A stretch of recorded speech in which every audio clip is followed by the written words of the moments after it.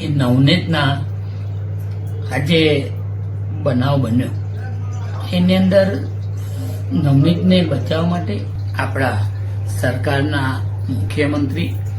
અને તમામ આગેવાનોએ અને સમાજના તમામ આગેવાનોએ આની અંદર જે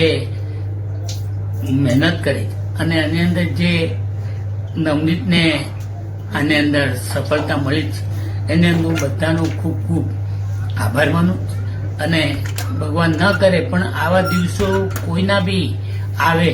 તો હમણાં જે નવનીત માટે જે તમામ બધાએ